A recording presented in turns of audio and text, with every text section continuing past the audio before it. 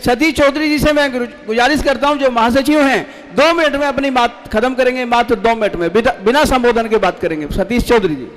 समाज में जन्मे सभी संतों, गुरुओं, ऋषियों को नमन करते हुए इस भारतीय संविधान के शिल्पकार परम पूज्य बोधिसत्व बाबा साहब डॉक्टर भीमराव अंबेडकर जी के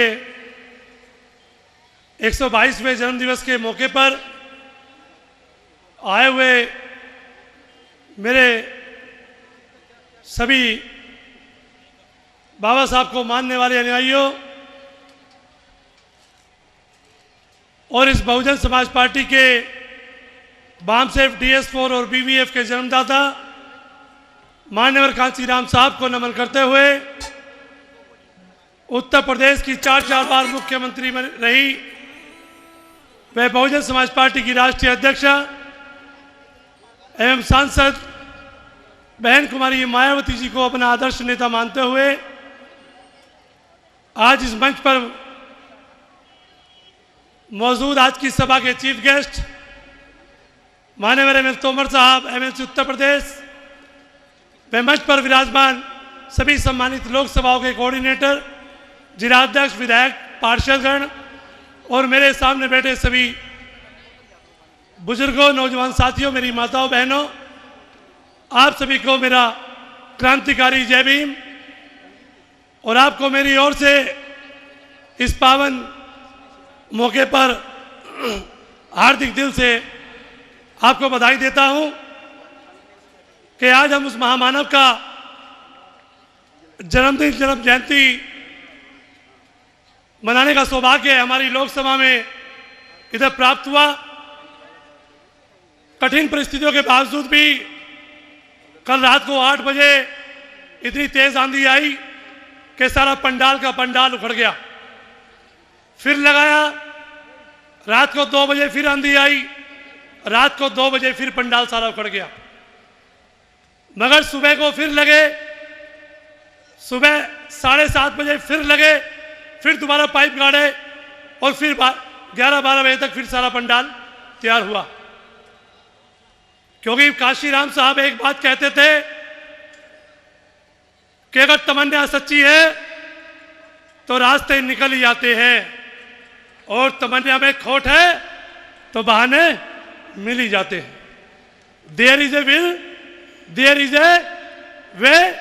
और सभी साथियों ने यह सिद्ध कर दिया कि हम चाहे कुछ भी आंधी आए, तूफान आए, मगर अगर बहुजन समाज पार्टी का कोई भी प्रोग्राम अगर हम लोग करेंगे तो बाबा साहब की हमारे ऊपर आशीर्वाद था।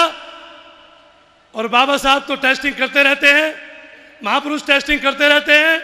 मैं दाद देना चाहता हूं अपने पूरे जमुना पार्क के कार्यकर्ताओं को कि जिन्होंने इस प्रोग्राम को सफल बनाने के लिए अपने रात दिन घोड़े से, गाड़ी से, तन से, मन से, धन से, जिन कार्यकर्ताओं ने भी इस प्रोग्राम में किसी भी रूप में अपना सहयोग दिया अपनी बात को आगे बढ़ाने के लिए, क्योंकि बाबा साहब डॉक्टर अम्बेडकर ने कहा था कि मैं इस कार्य को अनेकों मुसीबत सहकर, अनेकों दुखों से और विरोधियों का मुकाबला कर कर यहाँ तक लाया हूँ और मेरे अनुयायी अगर इसको आगे ना ले जा सके तो पीछे ना जाने देना।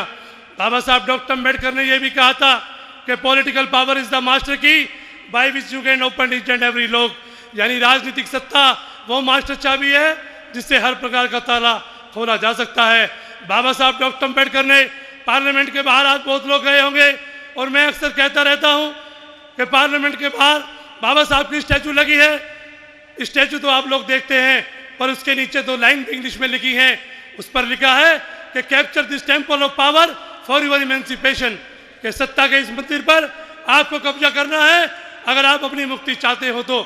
बाबा साहब डॉक्टर अम्बेडकर ने 26 जनवरी 1950 को इस देश का संविधान लागू किया और कहा कि आज मैंने रानी के पेट का ऑपरेशन कर दिया है, अब जो राजा पैदा होगा वो रानी के पेट से पैदा नहीं होगा, वो बैलेट बॉक्स की पेटी से पैदा होगा, वोट जिसका ज्यादा होगा उसका राजा बनेगा।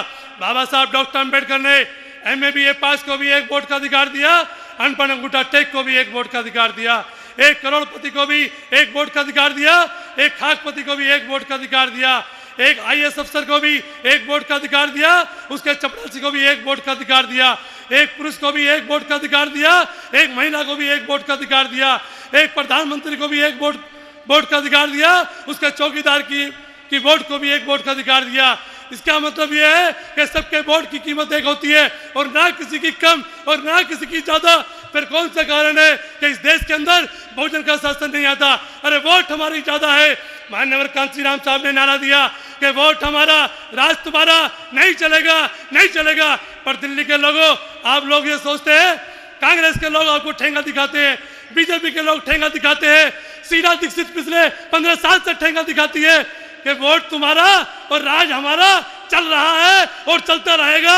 और आज बीजेपी वाले सब लगे हैं बहुत वहां पे, इसी लोकसभा में बुराड़ी में वो अडवाणी, सुषमा स्वराज, सारे लोग बोझ खिलाने के लिए लगे हैं। मेरा साथी आपसे कहना है, अरे बाबा साहब डॉक्टर अम्बेडकर ने कहा था कि जाओ अपनी दीवारों पर लिख लो, तुम एक दिन इस देश के शासनकर्ता जमात बनोगे और 21वीं सदी तुम्हारी होगी। अरे कौन सी दीवारों पर लिख लो? उस समय तो कच्चे झोंपड़े होते थे, कच्चे मिट्टी के मकान होते थे, हमारे पास पक्के मकान नहीं होते थे, स्कूल में मतलब जा नहीं सकते थे। अगर मैं आपके बीच में बोल रहा हूँ आज, अगर मैं एक इंजीनियर हूँ आपके बीच में बोल रहा हूँ, तो मैं अपनी बदौलत नहीं, बाबा साहब डॉक्टर अम्बेडकर की बदौलत साथियों आपके बीच में कह रहा हूँ। और अगर अपने जीवन को, अपनी पूरी जवानी को, स्टूडेंट लाइफ से लेकर आज तक और मरते दम तक, जब तक हम लोग रहेंगे, हम लोग बाबा साहब के कार्य को 1 इंच भी पीछे हटने नहीं देंगे साथियों। हमें भी कसम है साथियों, और आपको भी आज कसम उठानी होगी कि हमने दिल्ली प्रदेश के अंदर बैलेंस ऑफ पावर बनना है और मास्टर चाबी को साथियों अपने हाथ में लेना है, तभी बाबा साहब का सपना साथियों पूरा होगा। इन्हीं शब्दों के साथ, समय का अभाव है क्योंकि अभी तो मैं शुरू ही हुआ हूँ, तो फिर पीछे से महेंद्र सिंह जी मारने लगेंगे। हर वक्ता कुछ ना कुछ कहना चाहता है मगर समय का अभाव रहता है। इसलिए साथियों, मैं एक शेर के साथ, जो जुगना जानते नहीं उसे इंसान कहते हैं और बदलते जो जमाने को उसे बहन कुमारी मायावती, कांशी राम कहते हैं साथियों। फूल वही चुन पाते हैं जो कांटों से टकराते हैं, अधिकार न मांगे मिले किसी को, अधिकार तो छीने जाते हैं। चलेगा हाथी, उड़ेगी धूल और ना दिखेगा पंजा और ना दिखेगा फूल।